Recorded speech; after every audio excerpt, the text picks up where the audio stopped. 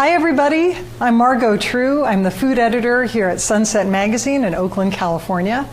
And I'm in the kitchen today with Ali Bouzari, who is the Chief Science Officer and co-founder of a brand new food development company called Render here in the Bay Area. And he is going to talk culinary science. He's going to show us a really amazing chicken recipe. And he's also the author of this book, which won a national award from the International Association of Culinary Professionals last year, called Ingredient. All right, what you making? So we're gonna make chicken wings. These are my favorite chicken wings that I have ever consumed. My partner at Render, Dan Felder, came up with this recipe. So he said, don't screw it up. So I will not screw it up. It's an interesting chicken wing recipe. It happens to be gluten-free. I'm gonna start working and we'll talk about why. Sure. So these are chicken wings. We have some Magic of TV chicken wings that we're gonna continue, but just to get things started, here's just 3 chicken wings. We seasoned them with salt about an hour ago to give them a little bit of a dry brine. So they're ready to get dredged. This is just flour. This is gluten-free flour. It's cup for cup, which is absolutely my favorite gluten-free flour for a lot of reasons. Developed by Thomas Keller, the and extraordinary chef. It's got the French Laundry pedigree, which is great. So just like dredging any other chicken wing, a little bit of flour helps with adhesion for the batter. So one of the reasons that we're going to use gluten-free flour is to get things to be gluten-free, you need a bunch of very specific types of starches and carbohydrates to make things adhere correctly and mimic the fact that there's no gluten in it. So this has like potato starch, rice starch, tapioca, and xanthan gum, which are all of the best ways to cheat and make things just stupid crispy. It's perfectly set up. So instead of having to add all of those individually, we went ahead and just used gluten-free flour. And now, is gluten-free flour going to make it more crisp than regular flour? Honestly, kind of, yeah. Because rice flour sort of does that. It'll make it more crisp in a very specific way. There's a whole universe of crisp. Oh, there's a question already. Would gluten-free flour make calamari more crispy? Asked Carolyn. Yeah. So the reason that's an amazing question is almost everything we're going to talk about today is like universal. It's not this only works for chicken or this only works for calamari or this only works for fried stuff. This works for stuff that's going into an oven or into a skillet or onto a flat top. And so, the science of crispiness is universal. So that's an amazing question. Yes, please fry calamari this way. So once we've dredged, the batter that we're going to do is a really awesome batter. So once we started with the gluten-free train, we decided to keep going. So this is actually a gluten-free beer. We're doing a beer batter that's gluten-free. It's made by a company called Sufferfest, which is actually up here in Northern California. And it's delightful. I would drink it as regular beer. Did we not need it for this batter? And then, have you done the alcohol in fry batter thing? The like grain alcohol, high proof? Not grain alcohol. We've done beer in batter, certainly. No, maybe we've done vodka.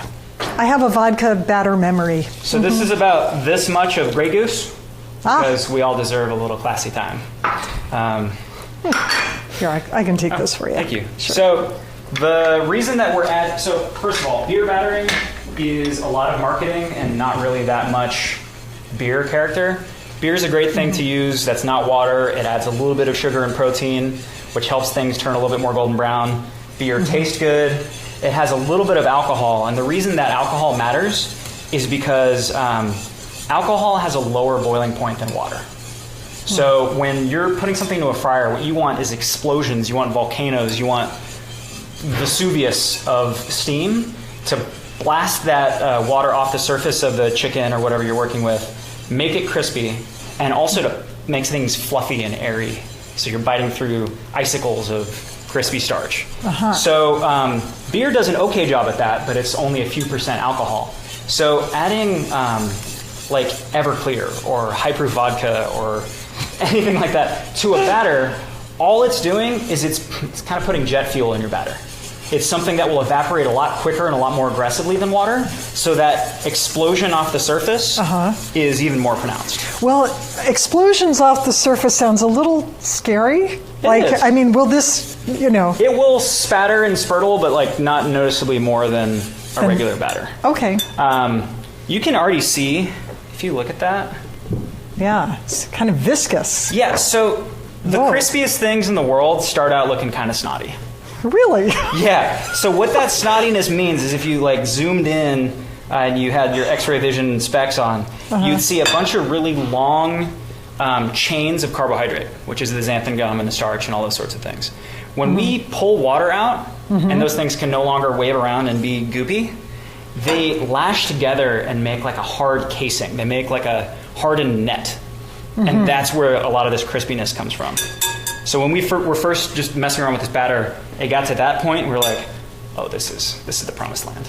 Right. So, often we hear about the gluten networks in doughs, but this Shake off the excess real quick. But this has no gluten, right? It's gluten-free. No gluten. So what is forming these chains? The entire industry of gluten-free foods is based on that description I just gave you of these like xanthan gum and carbs. Right. Carbs and proteins are very, very similarly shaped. They're the long rope, noodly shaped fundamental building blocks of food. Right. So all the things that gluten does for us, like make things bind together, make things have elasticity and all that sort of stuff, that's because gluten is a very skilled binder of water, and it's really good at making webs and networks. So the entire industry of people trying to chase that perfect gluten-free food is based on how do you replicate that long net structure of gluten, and so that's why xanthan gum and all these different starches and now alternative proteins from sunflower and tapioca and everywhere else. Okay, so it's like a talented starch. Gluten is protein. It's a talented protein. Oh, yeah, you need to find somebody to like substitute for Freddie Mercury. And so I don't know who Queen's touring with right now, but it's hard. But they're making progress. That was a stretch, but we're going to go with it. Infrared thermometer, this is awesome. You can also check the temperature of yourself. Oil is about between 340 and 350. So what I like to do is get as much of this batter on here as possible. And then go in, give it just a second of a shake. Let it fly. So this batter is, like we've seen, amazingly sticky. There is a chance, we're only going to do 3 right now. There is a chance that your wings will stick together. That is not the end of the world. That's not a problem. All you do is pull them out, put them in a safe place, like a rack next to your pot, and just pry them apart, put them back in the fryer. Okay, so you don't attempt to sort of dislodge them from one another in the fryer. I try to do as little as possible while fully immersed in 300-degree oil. So I'm just getting this for you. Yeah, I'm just gonna wash my hands real quick. So must have. That's gonna go for about 6 to 8 minutes. The process that we're going to do today is actually a twice fry, which for a lot of reasons is my favorite way to fry things like this. The most pragmatic reason is that it makes it really easy to throw a party. So, magic of TV. Voila. This is what these are going to look like when they're fully fried. We let the drumettes go a little bit longer than the paddles because these are a little bit thinner and they'll cook quicker. And the paddles is another word for the wing. The wing, the actual wing, This particular treatment in this recipe, I like a lot better with the drumsticks, with the drumettes. But it works equally well with both. And I was noticing as we gazed upon your beautiful golden fried wings that they have a really lacy structure. Yeah. You can already see the crispness. That's from the ethanol just exploding off the surface and leaving a crispy wake of destruction behind. So these are going to fry, like I said, about 6 to 8 minutes. If you have a probe thermometer, just like a normal instant read thermometer, stick it into the fattest part of the meat. It should be about 155. Okay. Carry over, it'll bring it up a little bit. That's the perfect place for it to be completely done. What we did with these wings is we actually cooked them all the way. They're ready to eat now. And you could Okay. fry them once and go straight to glazing and coating with crispiness. That will not do you wrong. The reason I like to do a second fry is, like I said, you can do this first fry the day before, maybe even 2 days before, and just keep it in the fridge. And then when it's time to have your party, basically just put them in the fryer long enough to drive off any excess water and re-crisp them, heat them up, and then they're ready to go. You don't have So- to mess with all of this. Same temperature Before. though, for the initial fry, Yeah, honestly. Okay. Between 340 and 360 is pretty great for these. and like 2 minutes. For the recrisp? For the recrisp. Yeah, about 2 minutes. Okay. We'll do it and we'll take a look. But the idea is, it honestly creates a crispier wing at the end of the day. Just like a French fry, same thing, right? Oh, yeah. Double fry your French fries. Can I throw some In-N-Out shade? Yes. I love In-N-Out as what it represents. The In-N-Out French fry is a farce. It's a beautiful story of having people like cut potatoes and then go straight into a fryer. Like, it's definitely telling you that it's fresh. Right. That is among the worst ways to make good French fries. Soggy. Soggy. They get soggy really fast. They hit the carton, it goes to you, you drive off. Yeah. For making anything crispy, what you need is you need to be able to just smear starch and carbs all over the place, which is what we were doing with that batter. Since you can't smear potatoes like a batter, one of the best ways to make potatoes really crispy is to boil them first. So when raw starch, which is packaged like a bunch of little tight balls of yarn in the potato, when it gets cooked in a lot of water, all that water and heat starts to make it expand, which is why it goes from gritty to soft and creamy. And as it keeps expanding, if it absorbs enough water, those balloons of starch explode and they just funfetti starch everywhere.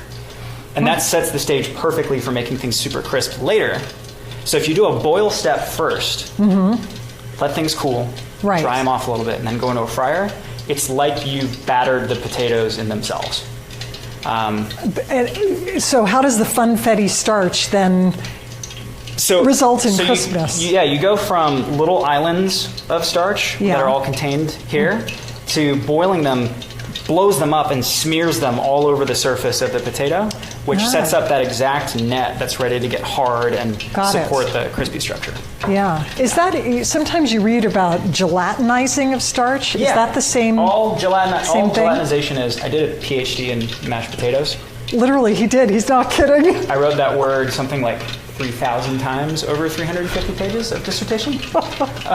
And didn't you do that? PTSD about it. And that was at UC Davis, right? That was at UC Davis. Yeah. That was for grad school. But so gelatinization is just describing that process where you've got raw starch that's like this, and this is in everything. It's potatoes, pears, and a bag of flour.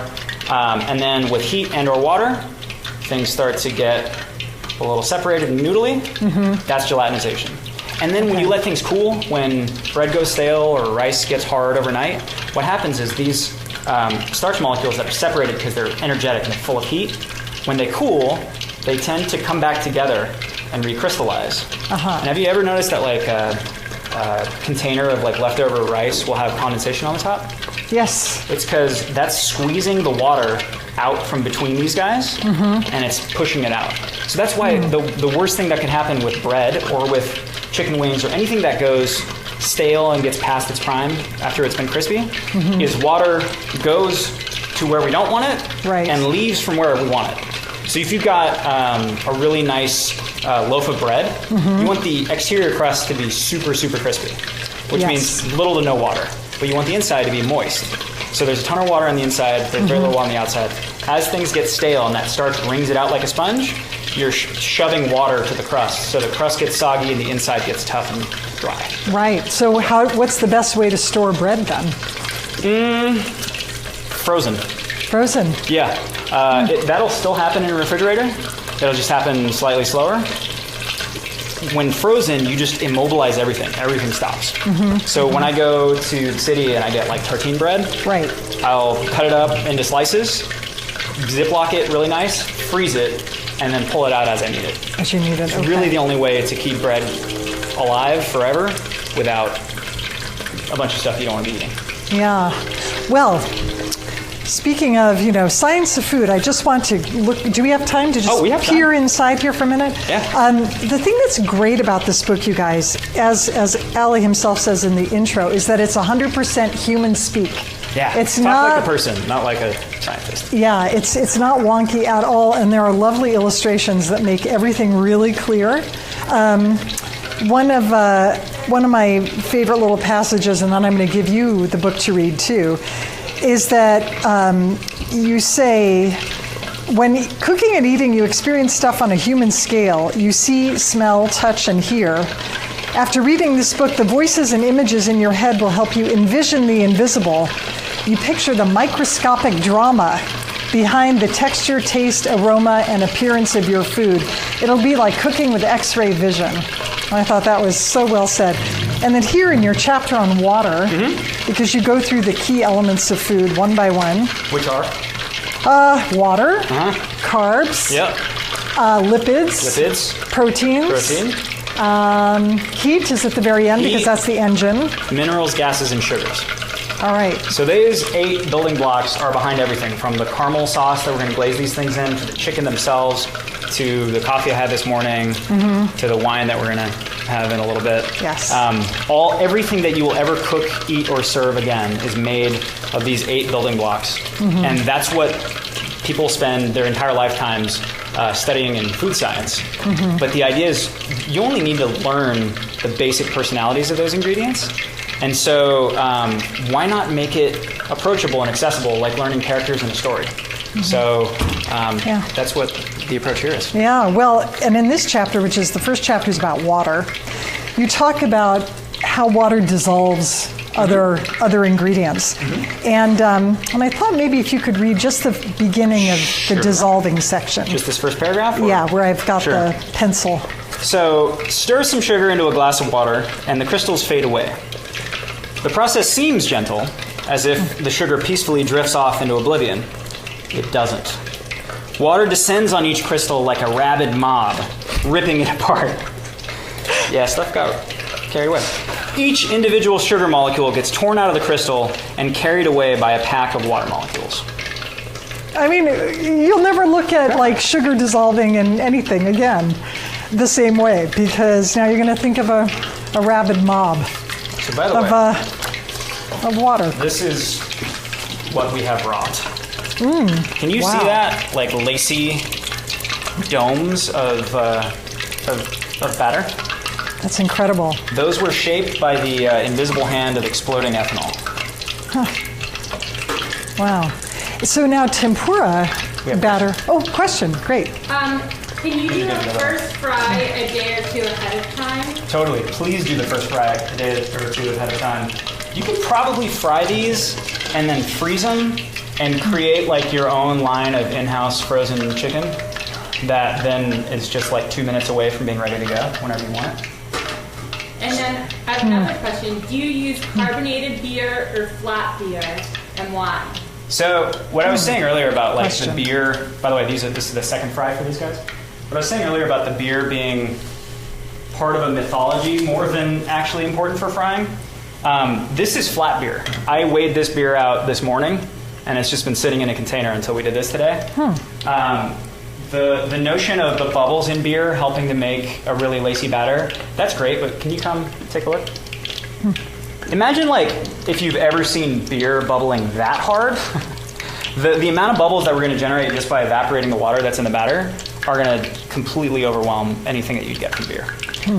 So while that's going, what we're going to do next is basically we're going to take these, we're going to brush them with a fish sauce caramel, because why not? Because we're all going to... Anyway, we're going to brush them with that, and then we're going to dredge them in some different crispy bits. So to make the fish sauce caramel, we're going to make just a regular caramel with just table sugar, and then we're going to deglaze that caramel with a mixture of tamari, because we wanted to keep the gluten-free thing going all the way through, fish sauce, and ginger. And then once it's deglazed, I'm going to stir in a little bit of sambal. Oh, man. Do you remember the ratio for water in the beginning of your caramel? It's like how many parts water for how many parts? I know there are different ways to make caramel, and some recipes have you just starting with the sugar, period. Others have just sugar with a little butter. It's so. So this is the thing that in culinary school, like old school pastry chefs love telling you an exact ratio of how much water to add. It doesn't matter at all. Okay. A reasonable amount. I went. It's relaxing. So the role of water here is to give that whole terrifying description of what we just talked about with sugars.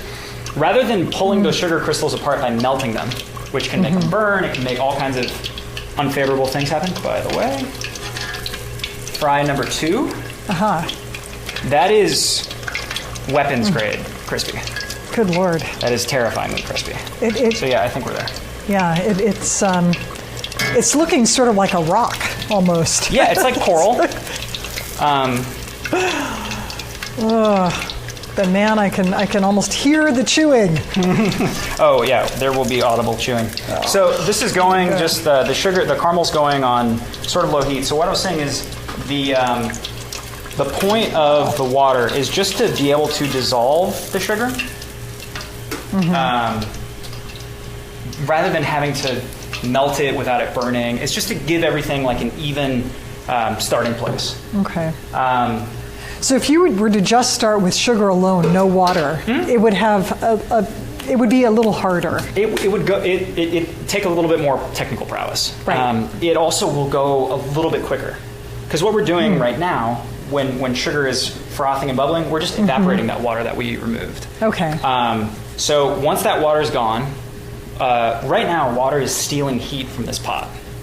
So what we want is once the water is mostly gone, now the sugar itself can start to heat up in earnest, and it's going to start to break down. It's going to start to caramelize more and more. Right. And for this one, we don't really need to take it super far. We don't need to make it deep, dark brown caramel, because what we're going to add is a mixture of tamari and fish sauce, which in the world of making things brown, the two pieces of jet fuel that make things brown are proteins and sugars. Sugar by itself will caramelize. Proteins and sugars together will Maillard brown. Proteins Maillard brown better when they've been broken down. So those big long chains of amino acids, if you chop them up through aging or fermenting or curing, they will become more and more reactive, and they'll brown quicker. Okay. So I don't know if you've ever done the thing where you marinate a steak or something in miso or soy sauce or fish sauce or honey or anything like that with broken down proteins and sugars, and then just burn the crap out of it the first time you cook it. Yes. That's because these things are so reactive, and you got to recalibrate how you're cooking them the first time you use them. So imagine this pot is going to be in the high 200s Fahrenheit. So even when it's just barely golden brown, we add this to it, and it's going to be instant brown, deep, dark, savory flavors. So we don't need to take the caramel too far. To say nothing of the flavor that all this has in it already. Yeah, there's just from all that ginger and tamari and fish sauce. Straight. It's like 2 to 1 to 1 tamari, fish sauce, ginger. So it's just like an umami bomb in there. It's gonna have the tastes. So can you see how it's just turning golden brown? Just barely. We just need just a tiny bit more than that. That's about it. So caramel is insane. You were talking about Jacques Pepin's recipe and stuff earlier. Yes, the master. My first job in a fine dining restaurant was on pastry, and we were making a toffee mousse, where first you had to make a really buttery toffee caramel, and then you had to fold that very delicately into perfectly whipped cream. I messed that. I would budget time in my day to mess it up 3 or 4 times. Oh my God. Because it was just like, and even my chef was like, I do the same thing. And so, by the way, we're there. This is perfect. Just barely golden brown. So I'm going to add this. And just swirl. So what's going to happen? Can you see in there how that sugar solidified instantly? Yeah, there's like an iceberg of sugar, and it's still in there. Normally, that's a problem. Like that's normally why you want to add butter and milk and cream and things that will impede that sugar from locking onto itself and crystallizing like that. Right. With this, we're just going to redissolve it. We're just going to melt it again. Okay. Well, now what happens, I've had this happen to me, the caramel, no matter what you do, remains this glassy iceberg Honestly, at the bottom. once you get to that point, there's very little you can do to save it with a normal caramel. For this, we basically just diluted it with a bunch of water, which is what what the fish sauce and the protein was. So just like, I don't know if you clean your pots by just simmering them in a little bit of water. Yeah, sometimes. Yeah, we basically are doing that here, so we're kind of cheating.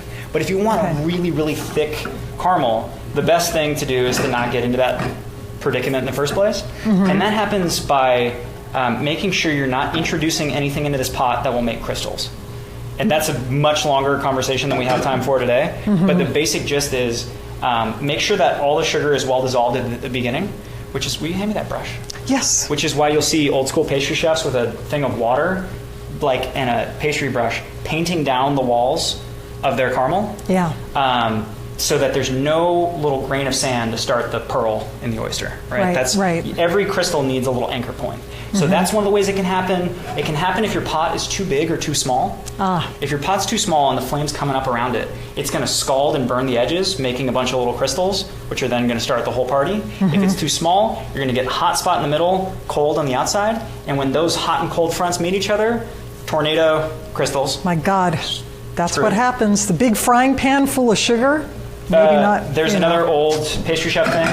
By the way, now that this is made, add a little bit of sambal. Sambal. Or any chili sauce. So there's another pastry chef thing where it says you shouldn't stir caramel. Try to avoid stirring caramel, but as long as you don't use something that's metal, you're going to be fine. Oh. Metal conducts heat. So all of a sudden you stick a metal spoon in there to stir it, conducts a bunch of heat, creates a little miniature cold spot, allows sugar to crystallize on the spoon, whole thing. Oh my God. So wood is great, silicone or rubber is better. So allow that to cool for a second just so it gets thicker. Magic of TV, here's our finished glaze. Basically what we're going to do now This way. is we're going to brush this glaze. We're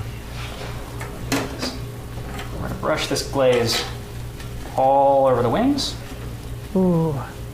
And this is a last minute step, right? This is the last minute step. This is the last thing you want to do because while this glaze is nice and syrupy, it still has enough water to ruin our crispy party with time. Right. How much time do you have after you do this? I would do this and eat them within 5 minutes. Okay. You could maybe stretch it a little longer, and you'll see why in just 1 second. But this is really as far as you want to go. So, would you bring me the bowl of crispy bits? I will. So, the company that we recently founded and have been working the most on is called Render. The purpose, right here? I'm doing the back. Yeah, okay. The purpose of Render is to work with the best restaurant chefs in the country to take awesome ideas that they've had and collaborate with them to bring it to retail stores so you can get it anywhere. So our first collaboration is with Stuart and Nicole at State Bird and SF. Great restaurant. Oh man, so we've known them for years, and we've probably been into their restaurant combined between the founders of Render 40 times. Oh man. And the thing that they are best at is putting crispy, crunchy little bits on everything. Absolutely everything. Wow. One thing that they do is they have a lot of quinoa salads on their menu. So at the end of the day, they were left over a bunch of quinoa. And rather than throw it out, they would mix it with seeds, nuts, spices, and a bunch of different tasty things. And they'd dry it out, crisp it, and use it as a crispy topping. Yeah, and I understand it became sort of an addictive thing at the restaurant for the staff. It started here, and it ended here. Oh. Yes, and I know that we've had a few bags of this at the office, and it's the one bagged snack that disappeared before the end of the day. So, it was amazing. So good. There's 3 flavors. There's furikake, which is toasted nori, black sesame seeds, and cayenne, which fits really well with this like glazed fish saucy umami chicken wing. There's a sea salt one that's kind of the original flavor, and then there's a smoked almond rosemary. So the cool thing is, you can have this in the car and just eat this as a snack as you're going about your day, or you can cook with it. So what we did was I sealed the bag, smashed them a little bit so that we got like a fine kind of panko texture. And then we're going to take the wings, and we're basically going to coat them. Oh, I'm going to get some plates so we can have this. Please do. So obviously, I think there's nothing better to coat these wings in than this, because this is truly, I think, one of the best recipes that has ever come out of me or my partners at Render. But you can do this with sesame seeds if you have them on hand. You can do them with crushed nuts. You could do it with panko. But then you don't get that. All that seaweedy sesame goodness. Yeah. But try it. Can you try one with the sesame seeds, and we can just have a look? So if for some reason you don't live near a store that is selling this or delicious don't have the internet, seed, because you can order it online through the Render website, or don't have the internet, you could use toasted sesame seeds to get that idea of crunch and savoriness on top of the ultra crispness. And it doesn't look that bad. Yeah, it actually looks pretty good. How did you have to do things at Render to translate the in-restaurant crispy quinoa snack to what is in the package? Absolutely. This was a thing that they were doing in a Michelin star restaurant. Right. We are now in, I think, more than 40 stores on the West Coast, and like a place in New York, and it's going to be a national, far-reaching brand. So we have to produce this stuff on massive scale. Right. But we didn't want it to put some guy's face on a jar of pasta sauce. Like, this isn't a licensing agreement. This is a collaboration where we've known them for a long time. They trust us because we come from running R&D programs for restaurants like theirs. And the idea was there are a million twists and turns that a product can take from really good on the benchtop to being in a bag. It's our job to help lead them through those twists and turns so that we end with something that tastes like you would get in the restaurant. Right. And we've done promotional events at Stay Bird recently, just inviting basically big parties. And Stuart and Nicole have been cooking with stuff straight out of the bag because they're like, we could make it, but it's already here. Yeah. And that's the goal. The goal is we wouldn't pick something that wouldn't survive. I'm not going to go to Stuart and be like, hey, this braised octopus thing would be super great in a bag on a shelf. It's just, that's not naturally built to make it to a shelf and still be really delicious. So our next project is a couple of beverages with Nick and Courtney, who were at Bar Tartine, now are at Duna. They're great. Those beverages are inspired by some things that we're having at Bartar that were unlike anything you get anywhere else. They made a ton of really amazing stuff at that restaurant, but we're not about to try to scale paprika paste that takes 6 months to make. Right. Because we couldn't do it justice. But with this whole X-ray vision and knowing the food industry the way we do, we can help pick the savvy shots to take. Right. So that it's signal fidelity from sprinkle to crunch. To the end. Wow, amazing. Would you like to consume something? I would certainly like to, and I'm also bringing out a little beverage. Yes. Because we always end by eating and drinking on this Facebook Live segment. What are we drinking? So we are drinking a Schramsberg Rosé, actually. Trying to get the foil off. Yeah, because we'd like to honor our Northern California wine country right now. As you all know, the fires have really decimated the area. Oh, yeah. Our test kitchen is based in Healdsburg, and it was touch and go for the past couple weeks. Yeah. So, and you've got a towel at ready, so you might want a little talk about gases exploding. Yep. I trust you. All right, I'm going to see if I can. Was there ever a better sound? There was not. Than a very delicate champagne bottle opening, sparkling wine. So this, when you're translating a product like this, a lot of it is about keeping the microbes at bay, right? Just making sure they don't. Absence of water. That's absolutely a huge thing, and that's one of the reasons why we chose to bring a crispy product to market as the first one. Interesting. You don't need preservatives when there's not enough water to grow on something. Okay. I mean, that's truly like none of the food that we're ever going to do is going to be to try to hit like a marketing or health inspired segment of the population. We're going to do stuff just because it tastes really good. That was my next question. How do you choose your products? It's a mixture on chefs we really want to work with and ideas that we think can go far. But it really is truly just because stuff tastes really good. Yeah. And so this is a product that ended up, birdseed itself, the state birdseed, ended up being gluten-free, organic, non-GMO, completely clean label, blah, blah, blah, blah. We didn't, none of that was by design. That was just what the product was. The almonds that we had to get in order for them to be high enough quality had to be organic. Right. That like we just were sourcing and we're like, wow, okay, these are the only good ones. So yeah, there's a lot of fringe benefits of cooking CPG food like a chef. Right. That consumer packaged goods. Packaged goods, retail foods like a chef. But it's wonderfully not premeditated. Yeah, well, in pursuit of good food, you actually are creating excellent food. So thanks for coming, and let's dig into your... Get in there. Oh, your wings. This is... go ahead, if you want to take the plate with you. Oh. This is what we call sink food.